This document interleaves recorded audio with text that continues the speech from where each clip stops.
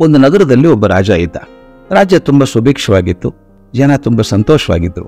ರಾಜ ಒಳ್ಳೆ ರಾಜ, ತಾನೇ ಸ್ವತಃ ರಾಜ್ಯದ ವಿವಿಧ ಮೂಲೆಗಳಿಗೆ ಹೋಗಿ ಜನ ಹೇಗಿದ್ದಾರೆ ಅಂತ ತಿಳಿದು ಅವ್ರ ಕಷ್ಟಗಳಿಗೆ ತಕ್ಷಣ ಪರಿಹಾರ ಕೊಡ್ತಾ ಇದ್ದ. ಅವನು ಒಂದು ಹುಚ್ಚು, ಎಲ್ರಿಗೊಂದು ಹುಚ್ಚಿರುತ್ತೆ, ಇವನ್ ಹುಚ್ಚೇನು ಅಂದ್ರೆ ಬೇಟೆ ಆಡೋದು. ಪ್ರತಿ ತಿಂಗಳು ಹುಣ್ಣಿಮೆ ದಿವಸ ಈತ ಕಾಡಿಗೆ ಹೋಗಿ ಬೇಟೆ ಆಡಿ ಬರೋದು ಹವ್ಯಾಸ. ಅದ್ ಹಾಗೆ ಒಂದು ಪೂರ್ಣಿಮೆ ದಿವಸ ಸಂಗಾತಿಗಳ ಜೊತೆಗೆ ಬೇಟೆ ಹೊರಟ. ಕಾಡಿನ ನುಗ್ಗಿರ. ಅವನ ಕಣ್ಣಿಗೆ ಒಂದು ಸುಂದರವಾದ ಜಿಂಕೆಗಳ ಹಿಂಡು ಬಿತ್ತು. ದೊಡ್ಡ ಹಿಂಡು ಗುಂಪಿತ್ತು. ಹುಮ್ಮಸ್ಸಿಂದ ಬೆನ್ನಟ್ಟಿದ. ಜಿಂಕೆಗಳ ಜೊತೆ ಕಣ್ಣು ಮುಚ್ಚಾಲೆ ಆಡೋ ಹಾಗೆ ಕಾಣಿಸ್ತಾ ಮರೆಯಾಗ್ತಾ ಕಾಡಿನ ಒಳಗೋದು. ತುಂಬಾ ಕಾಡಿನ ಒಳಗ್ ಹೋದಾಗ ಅವನ ಹಿಂದೆ ಯಾರು ಇಲ್ಲ. ನೋಡಿದ ಎಲ್ಲರೂ ಬೇರೆ ಬೇರೆ ಆಗ್ಬಿಟ್ಟಿದ್ದಾರೆ. ಏನ್ ಮಾಡೋದು? ನೀರಿಡಿಕೆ ಆಗ್ತಾ ಇತ್ತು, ಸಂಕಟ ಆಗ್ತಾ ಇತ್ತು, ಹಸಿವು ಆಗ್ತಾ ಇತ್ತು. ಸೇವಕರಿಲ್ಲ, ಅಂಗರಕ್ಷಕರಿಲ್ಲ. ಏನ್ ಮಾಡೋದು ಅಂತ ಅತ್ತಿತ್ತು ನೋಡುವಾಗ ಅಲ್ಲೊಂದು ಗುಡಿಸ್ಲಿತ್ತು. ನೋಡಿದ ಈ ಗುಡಿಸ್ ಕಟ್ಕೊಂಡಿದ್ದಾರಪ್ಪ, ಯಾರಿದ್ದಾರೆ ಇಲ್ಲಿ ಕಾಡೊಳಗೆ, ದಟ್ಟ ಕಾಡೊಳಗೆ ಅಂತ ಹೋದ್ರೆ ಸನ್ಯಾಸಿ ಕೂತಿದ್ದ. ರಾಜ ಸನ್ಯಾಸಿ ಹತ್ರ ಹೋಗಿ ಹೇಳ್ದ ಹಿಂಗಾಗಿದೆ ಅಂತ. ಆತ ಪ್ರೀತಿಯಿಂದ ಮಾತಾಡಿಸಿ ಇವನು ಕೂಡಿಸಿ ತಿನ್ನೋದಕ್ಕೆ ಹಣ್ಣು ಕೊಟ್ಟ. ಶುದ್ಧವಾದ ನೀರು ಕುಡಿದ್ಮೇಲೆ ರಾಜನ ಜೀವ ಮರಳಿ ಬಂದಂಗಾಯ್ತು. ರಾಜ ಮಾತಾಡ್ತಾ ತನ್ನ ರಾಜ್ಯದ ಸಮಸ್ಯೆಗಳ ಬಗ್ಗೆ ಸನ್ಯಾಸಿ ಅಭಿಪ್ರಾಯ ಕೇಳಿದ. ಸನ್ಯಾಸಿ ಕೆಲವು ಪರಿಹಾರಗಳನ್ನು ಹೇಳ್ದ. ತುಂಬಾ ಸರಿ ಅನ್ನಿಸ್ತು. ನಮಸ್ಕಾರ ಮಾಡಿ ಅರಮನೆಗೆ ಬಂದ. ಮತ್ತೆ ಕೆಲವು ದಿವಸ ಆದ್ಮೇಲೆ ರಾಜನ ಸನ್ಯಾಸಿ ನೆನಪಾಯ್ತು. ಮತ್ತೆ ಅಲ್ಲಿ ಹೋದ. ಈ ಸಲ ಹೋದಾಗ 2 ದಿವಸ ಅಲ್ಲೇ ಇದ್ದ. ಸನ್ಯಾಸಿ ಮಾತುಗಳು, ಸಲಹೆಗಳು ತುಂಬಾ ಪ್ರಯೋಜನಕಾರಿ ಅನ್ನಿಸ್ತು. ಎಷ್ಟು ಒಳ್ಳೆ ಸನ್ಯಾಸಿ ಅಲ್ಲ, ಯಾರ್ದು ಏನು ಅಪೇಕ್ಷೆ ಇಲ್ಲ. ಪ್ರೀತಿ ಬರೋಕ್ ಶುರು ಆಯ್ತು. ರಾಜ ಮೇಲಿನ ಮೇಲೆ ಕಾಡಿಗೆ ಹೋಗಕ್ ಶುರು ಮಾಡಿದ. ಸನ್ಯಾಸಿ ಹತ್ರ ಹೆಚ್ಚು ಸಮಯ ಕಳೆಯೋಕ್ ಶುರು ಮಾಡಿದ. ಮಂತ್ರಿಗಳಿಗೆ ಚಿಂತೆ ಆಯ್ತು. ರಾಜ ಹೋಗಿ ಕೂತ್ಕೊಂಡ್ಬಿಟ್ರೆ ಕಾಡಲ್ಲಿ ರಾಜ್ಯ ನಡೆಸೋದು ಹೇಗೆ? ಹೋದ್ರೆ 3 ದಿವಸ 4 ದಿವಸ ಹೋಗ್ಬಿಡ್ತಾನೆ. ಅಲ್ಲಿ ಹೋಗಿ ಏನ್ ಮಾಡ್ತಾನೆ? ಕಷ್ಟದಲ್ಲಿರ್ತಾನೆ. ಅರಮನೆಯಲ್ಲಿ ಆರಾಮ್ ಇರಬಾರ್ದ ಅಂತ ಚಿಂತೆ ಅವ್ರು ಹೇಳಿದ್ರು. ರಾಜರೇ ಹಂಗ್ ಹೋಗ್ಬೇಡಿ, ಬೇಕಾದ್ರೆ ಅವ್ರನ್ನೇ ಕರ್ಸ್ಕೊಂಡ್ಬಿಡಿ ಇಲ್ಲಿ ಅಂತ. ಹೌದು ಅಂದ ರಾಜ. ನಾನ್ ಮೇಲಿನ ಮೇಲೆ ಅಲ್ಲಿ ಹೋಗೋದಕ್ಕಿಂತ ಸನ್ಯಾಸಿನ ಅರಮನೆ ಕರ್ಕೊಂಡ್ಬಂದ್ಬಿಟ್ರೆ ಒಳ್ಳೇದಲ್ವಾ? ಆ ಸಂಶಯ ಅವನಿಗೆ. ಎಲ್ಲವನ್ನ ತ್ಯಾಗ ಮಾಡದಂತ ಸನ್ಯಾಸಿಗಳು ಅರಮನೆಗೆ ಬರ್ತಾರೇನು? ನೋಡೋಣ, ಕೇಳೋಣ. ಮತ್ತೊಂದ್ಸಲ ಹೋದಾಗ ರಾಜ ಸನ್ಯಾಸಿಯನ್ನ ಅರಮನೆಗೆ ಬರುವಂತ ಕೇಳ್ಕೊಂಡ. ಬಂದ್ಬಿಡಿ, ಅಲ್ಲೇ ಅರಮನೆಗೆ ಬನ್ನಿ, ಚೆನ್ನಾಗಿರ್ಬೋದು ಅಂತ. ಇವನೇನ್ ಅನ್ಕೊಂಡಿದ್ದ? ಅಯ್ಯೋ, ನಾವು ಸನ್ಯಾಸಿಗಳಪ್ಪ, ನಾವು ಬರೋದಿಲ್ಲ ಅಂತಾನೆ ಅನ್ಕೊಂಡಿದ್ದ. ಅದು ಸನ್ಯಾಸಿ ಹಾಕ್ಬೋದು, ಯಾವಾಗ ಹೊಡೋಣ ಅಂತ ಎದ್ದೇ ಬಿಟ್ಟ. ನಾನು ಇರುವಂತ 2-3 ಬಟ್ಟೆ ಜೋಳಿಗೆ ಹಾಕೊಂಡು ಸಿದ್ಧ ಆಗ್ಬಿಟ್ಟ. ರಾಜನಿಗೆ ಆಶ್ಚರ್ಯ, ಇಷ್ಟು ಸುಲಭವಾಗಿ ಹೋಗ್ತಾನೆ ಅಂತ ಅನ್ಕೊಂಡಿರ್ಲಿಲ್ಲ. ತಕ್ಷಣ ಹೊರಟೆ ಬಿಟ್ರಲ್ಲಪ್ಪ ಇವರು. ಈ ನಾಟಕ ಸನ್ಯಾಸಿನೋ ಏನೋ, ಕರಿಬೇಕು ಅಂತ ಕಾಯ್ತಾ ಇದ್ರೇನೋ, ಕರೆದು ಬಿಟ್ಟಿದ್ದಾನೆ. ಇನ್ನೇನ್ ಮಾಡೋದು? ಸನ್ಯಾಸಿಯನ್ನು ಕರ್ಕೊಂಡು ಅರಮನೆಗೆ ಬಂದ.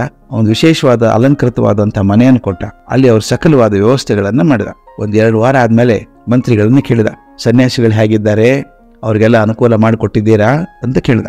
ಆಗ ಮಂತ್ರಿ ಹೇಳಿದ್ರು, ಅದೆಂತ ಸನ್ಯಾಸಿ ಸ್ವಾಮಿ, ನಿಮ್ಗಿಂತ ಜೋರಾಗಿದ್ದಾನವನು, ನಿಮಗಿಂತ ಹೆಚ್ಚು ಭೋಗಿ ಆಗಿದ್ದಾನವನು.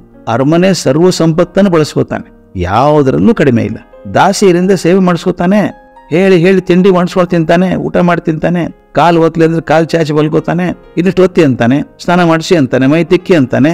ಅಯ್ಯೋ ಕರ್ಮ, ರಾಜನ ಗಾಬರಿ ಆಯ್ತು. ಯಾವನೋ ಬೋಸಗಾರ ಅಂತ ಅಂದಿಟ್ಕೊಂಡ್ಬಿಟ್ನ ಸನ್ಯಾಸಿ ಅಂತ ಅರಮನೆಯಲ್ಲಿಗೆ ಚಿಂತೆ ಮಾಡಿದ. ಕೇಳೋದು ಹೇಗೆ ಅವ್ರನ್ನ? ತಾನೇ ಕರ್ಕೊಂಡ್ ಬಂದಿದ್ದಂತಾನೆ. ಹೋದ. ಒಂದ್ ದಿವಸ ಅವಕಾಶ ನೋಡ್ಕೊಂಡು ಕೇಳೇ ಬಿಟ್ಟ, ಸ್ವಾಮಿ, ನೀವು ನಿಜವಾದ ಸನ್ಯಾಸಿಗಳು ಅಂತ ನಾನು ಭಾವಿಸಿದ್ದೆ. ಆದ್ರೆ ಇಲ್ಲಿ ರಾಜನಿಗಿಂತ ರಾಜರಾಗಿದ್ದೀರಿ. ವೈಭೋಗ ನಿಮ್ಗೆ ಅಂಟ್ಕೊಂಡ್ಬಿಟ್ಟಿದೆ. ಈಗ ನನಗೆ ನಿಮಗೆ ಇರೋ ವ್ಯತ್ಯಾಸ ಏನು? ಇಬ್ರು ಒಂದೇ ಆಗ್ಬಿಟ್ಟಿದೀವಲ್ಲ ಅಂದ. ಸನ್ಯಾಸಿ ನಕ್ಕ. ವ್ಯತ್ಯಾಸ ಏನಪ್ಪಾ? ನನಗೆ ನೀರು ವ್ಯತ್ಯಾಸ ತೋರಿಸ್ಬೇಕಾ? ತೋರಿಸ್ತೇನೆ, ನಾನು ಜೋಡಿ ಬಾ, ನನ್ನ ಜೊತೆಗೆ ಬಾ ಅಂದ. ಇಲ್ಲಿಗೆ ನನ್ನ ಜೊತೆಗೆ ಬಾ, ಹೇಳ್ತೀನಿ. ಅರಮನೆಯಿಂದ ಹೊರಗೆ ನಡೆದ. ರಾಜ ಅವನು ಹಿಂಬಾಲಿಸಿ ಹೊರಟ. ಸನ್ಯಾಸಿ ಅರಮನೆ ದಾಟಿ ನದಿ ಹತ್ರ ಬಂದ. ಇಲ್ಲೇ ಕರ್ಕೊಂಬಂದ್ರಿ ಅಂತ ರಾಜ ಕೇಳಿದ. ಬಾ, ಇಲ್ಲಿ ಹೇಳ್ತೀನಿ ಬಾ, ನಾನು ನದಿ ದಾಟಿ ಹೋಗೋಣ, ಅಲ್ಲಿ ತೋರಿಸ್ತೀನಿ ನಿನಗೆ. ಅಲ್ಲ, ಅಲ್ಲಿ ಯಾಕೆ? ಅಲ್ಲಪ್ಪ, ನಿನಗೆ ವ್ಯತ್ಯಾಸ ಬಾಯಿಂದ ಹೇಳಲ್ಲ, ವ್ಯತ್ಯಾಸ ತೋರಿಸ್ಬಿಡ್ತೀನಿ ಬಾ ನಿನಗೆ ಅಂದ. ರಾಜ ಅನಿವಾರ್ಯವಾಗಿ ಅವನ ಹಿಂದೆ ಹೋದ. ನದಿ ದಾಟಿ ಮುಂದೆ ನಡ್ಕೊಂಡು ಹೋದ್ರು ರಾಜನೇ. ಎಲ್ಲಿ ಹೋಗೋದು ಸ್ವಾಮಿ ವ್ಯತ್ಯಾಸ ತೋರಿಸೋದಕ್ಕೆ ಅಂತ ರಾಜ ಕೇಳಿದ. ತೋರಿಸ್ತೀನಿ ಬಾರಯ್ಯ ಅಂತ ಮುಂದೆ ಹೋದ ಸನ್ಯಾಸಿ. ಅಲ್ಲಿ ಹೋದಾಗ ಈ ರಾಜನ ರಾಜ್ಯದ ಸೀಮಾ ರೇಖೆ ಬಂತು. ಅಲ್ಲಿಗೆ ರಾಜನ ರಾಜ್ಯ ಮುಗಿತು. ಮುಂದೆ ಮತ್ತೊಂದು ರಾಜ್ಯ. ಸನ್ಯಾಸಿ ಮುಂದೆ ಹೋದ. ರಾಜನ ಎತ್ಕೊಂಡ್ಬಿಟ್ಟ. ಯಾಕೆ ಎತ್ಕೊಂಡ್ರೆ? ಬಾ ಅಂತ ಅವನು. ನಾನು ಬರೋಕ್ಕಾಗಲ್ಲ, ಮುಂದೆ ಬರೋಕ್ಕಾಗಲ್ಲ, ನನಗೆ ನನ್ನ ರಾಜ್ಯ ಇಲ್ಲಿ ಮುಗೀತು, ಮುಂದೆ ಹೋಗೋಕ್ಕಾಗಲ್ಲ ಅಂದ. ಸನ್ಯಾಸಿ ನಕ್ಕ. ವ್ಯತ್ಯಾಸ ಗೊತ್ತಾಯ್ತೇನಪ್ಪ ರಾಜ ನಿನಗೆ? ನಿನಗೆ ಮಿತಿ ಉಂಟು, ನನಗಿಲ್ಲ. ನಿನಗೆ ರಾಜ ಆಗೋದಕ್ಕೆ ರಾಜ್ಯ ಬೇಕು, ಅರಮನೆ ಬೇಕು, ಒಂದು ಬೌಂಡ್ರಿ ಬೇಕು. ನಿನಗೆ ನನಗೆ ಯಾವ ಬಂಧನವೂ ಇಲ್ಲ. ನಾನು ಅರಮನೆಯಲ್ಲಿ ಇದ್ದೆ, ಅರಮನೆ ನನ್ನ ಮನಸ್ಸಲ್ಲಿ ಇರಲಿಲ್ಲ. ನನಗೆ ಅರಮನೆನೂ ಅಷ್ಟೇ, ಕಾಡು ಅಷ್ಟೇ. ನೀನು ವಾಪಸ್ ಹೋಗು ಅಂದ. ರಾಜನಿಗೆ ಅರ್ಥ ಆಯ್ತು. ಹೌದಲ್ಲ, ನಾವು ಭೋಗದ ಮಧ್ಯೆ ಇದ್ದು ಕೂಡ ಅಂಟುಕೊಳ್ಳದೆ ಇರಬಹುದು, ಅಥವಾ ದೂರ ಇದ್ಕೊಂಡು ಭೋಗದ ಬಗ್ಗೆನೇ ಚಿಂತೆ ಮಾಡಬಹುದು. ತಾವು ಕೇಳಿದ್ದೀರಿ, ಒಬ್ಬ ಸನ್ಯಾಸಿ ಇದ್ದ. ಅವನ ಮನೆ ತಪಸ್ಸು, ಧ್ಯಾನ, ಪೂಜೆ, ಮಂಗಳಾರತಿ ಎಲ್ಲ ದಿನ ಆಗ್ತಾ ಇತ್ತು. ಅದ್ಭುತ ಆಗೋದು ಆಶ್ರಮದಲ್ಲಿ. ಆಶ್ರಮ ಎದುರಿಗೆ ಬಸವಳೆ ಇದ್ದಂತೆ. ಆಕೆ ಕೆಟ್ಟ ಅನ್ಸೋದು, ನಾನು ಎಂತ ಕೆಟ್ಟ ಕೆಲ್ಸಕ್ಕೆ ಬಂದ್ಬಿಟ್ಟೆ, ನಾನು ಆಶ್ರಮದಲ್ಲಿ ಎಷ್ಟು ಚೆನ್ನಾಗಿರೋದು ಅಂತ ಹಗಲು ರಾತ್ರಿ ಆಕೆಗೆ ಆಶ್ರಮದ ಚಿಂತೆ, ಪೂಜೆ ಚಿಂತೆ. ಈ ಸನ್ಯಾಸಿ ಇಲ್ಲಿತ್ಕೊಂಡು ಆಕೆ ಮನೆ ಯಾರು ಬಂದ್ರು, ಯಾರು ಹೋದ್ರು, ಎಷ್ಟು ಚೆನ್ನಾಗಿತ್ತಲ್ಲ, ನನಗೂ ಅವಕಾಶ ಸಿಕ್ಕಿದ್ರೆ ಅಂತ ಅನ್ಕೊಳ್ಳೋದು. ಆಶ್ರಮದಲ್ಲಿದ್ದು ಇವನ ಮನಸ್ಸು ಸೂಳೆ ಮನಸ್ಸಲ್ಲಿದೆ, ಸೂಳೆಗೆ ಮನಸ್ಸು ಆಶ್ರಮದಲ್ಲಿದೆ. ಆದ್ದರಿಂದ ಅಂಟುಕೊಳ್ಳೋದು ಎಲ್ಲಿರ್ತೀವಿ ಅಂತ ಬಹಳ ಮುಖ್ಯ ಇದು. ರಾಜನಿಗೆ ದುಃಖ ಆಯ್ತು ನೆನೆಸ್ಕೊಂಡು. ಹೌದಲ್ಲ, ಸನ್ಯಾಸಿ ಇಲ್ಲಿದ್ರು ಇರ್ತಾನೆ, ಮತ್ತೊಂದು ರಾಜ್ಯದಲ್ಲೂ ಇರ್ತಾನೆ, ಬೇರೆ ಹೋಗ್ತಾನೆ. ಅಂಟುಕೊಳ್ಳಿಲ್ಲ ಅವನು. ಸನ್ಯಾಸಿ ಹೇಳ್ದ, ಕಾಲಿಗೆ ಬಿದ್ದ, ಬಂದ್ಬಿಡಿ ಅರಮನೆಗೆ ವಾಪಸ್ ಬನ್ನಿ. ಸನ್ಯಾಸಿ ಒಪ್ಪಲಿಲ್ಲ, ಕೈ ಮಾಡಿ ಹೊರಟೇ ಬಿಟ್ಟ. ಇದು ಬಹಳ ಮುಖ್ಯ ಸ್ನೇಹಿತರೆ. ನಾವು ಪ್ರಪಂಚದ ಆಕರ್ಷಣೆ ಮಧ್ಯದಲ್ಲಿದ್ದು ಅಂಟುಕೊಳ್ಳದೆ ಇರಬಹುದು, ಅದು ಆಳವಾಗಿ ಅಂಟಿದ್ರೆ ಬಿಡು ಅಂತಲ್ಲ. ಆಕರ್ಷಣೆ ನಮ್ಮ ಕೈಯಲ್ಲಿದ್ರೆ ವಾಸಿ. ನಾವು ಅದರ ಗೊಂಬೆಗಳಾದ್ರೆ ಅದನ್ನು ಪಾರಾಗೋ ತುಂಬಾ ಕಷ್ಟ.